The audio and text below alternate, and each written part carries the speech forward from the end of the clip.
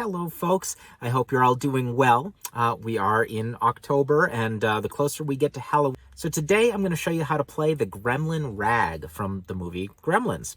It's a fun one. We're just going to look at the melody. The chords are written on the page if you wanna dive in there. But today we're just going to look at the melody. So let's dig in.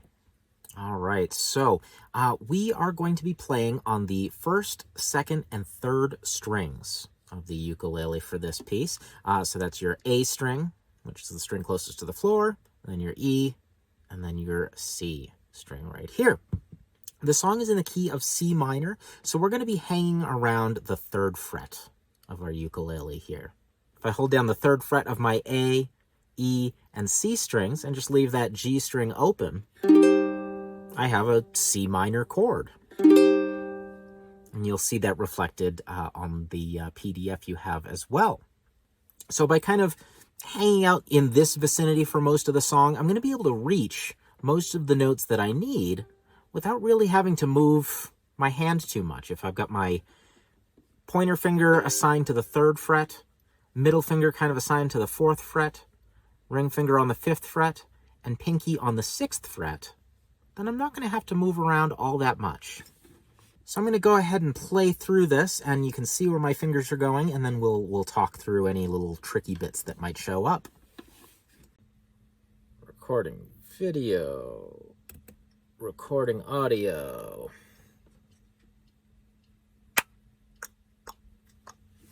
Okay. All right.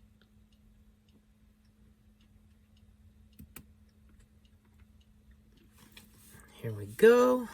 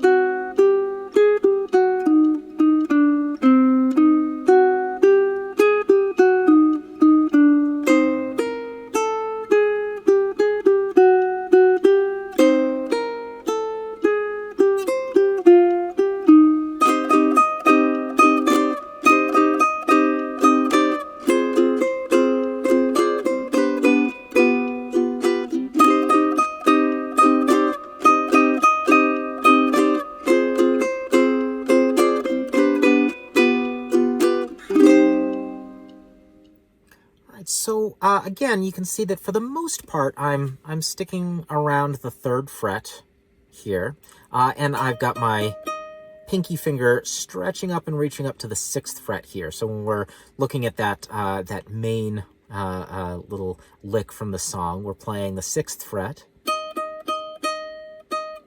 and then descending to the fifth fret, and I've got my ring finger ready to go right by that fifth fret.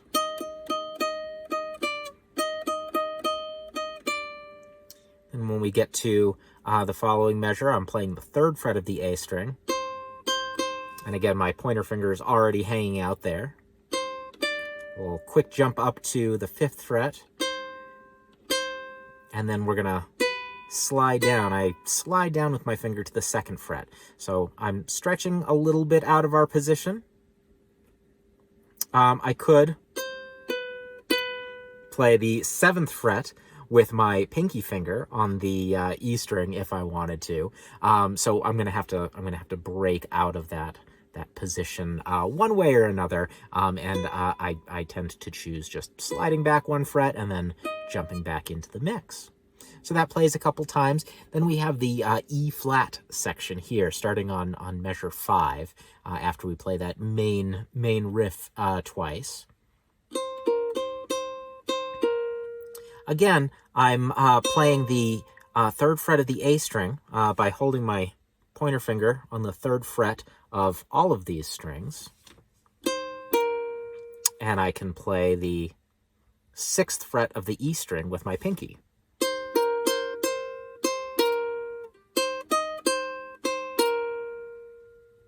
So if you check out my right hand, I can alternate between those two.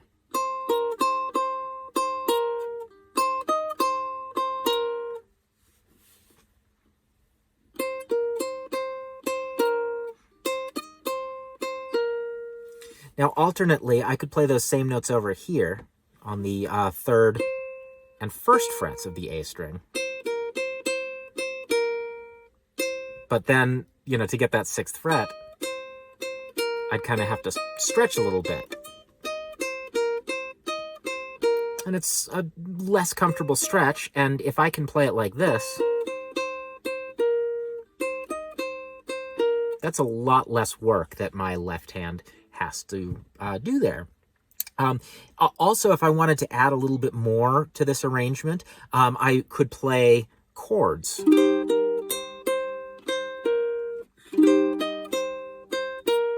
So I can strum this, basically the C minor chord,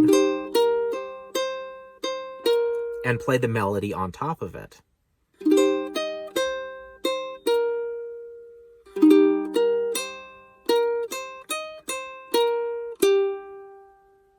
So that's a little bonus if you want to throw some extra stuff in there. But either way, sticking in this position on the 3rd fret is going to allow you to access those notes pretty easily.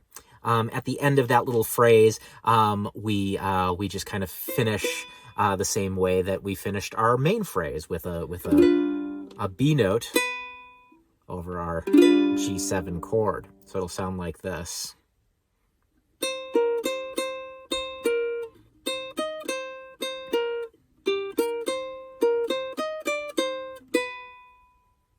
And then, of course, that's going to bring us right back to the main theme.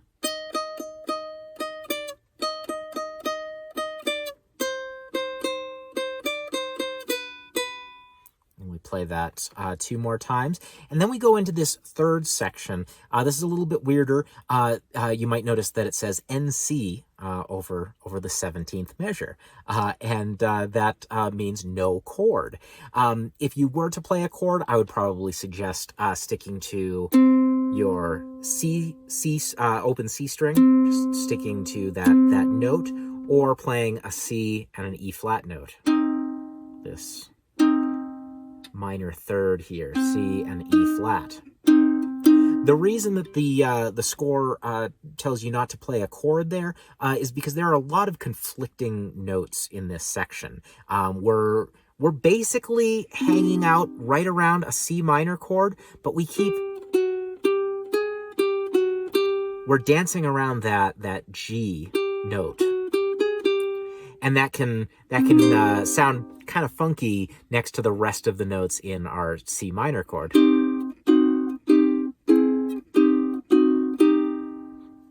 Which, I mean, it's kind of a spooky song. That's not necessarily a bad thing. So if you're going to play a chord, play a C minor, either like that, or if you want to do the bar chord like that, that's totally cool. Or it's also safe to just play your open C string. That's going to sound good throughout this whole section, so no worries there. But if you're just playing the melody, then it doesn't matter because you're playing the melody anyway. And that part goes like this.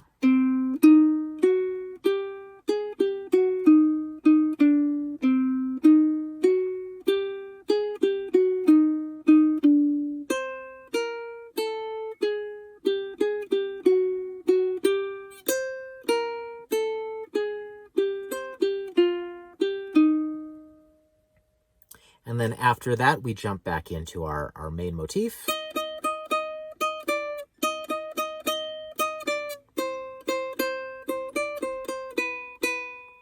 And then after we've played that a couple times, I like to end it on just this C minor chord there.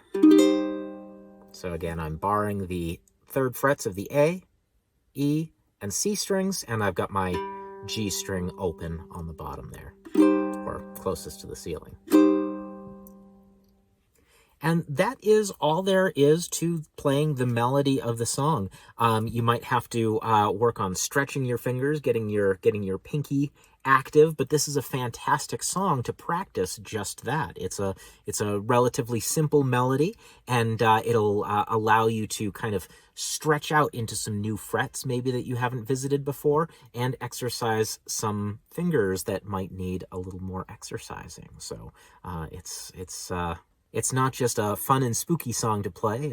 It's also a rather productive thing to practice. So I hope you enjoyed this tune. I hope you're having a wonderful month. I hope there is lots of candy or some sort of treat for you in the coming days.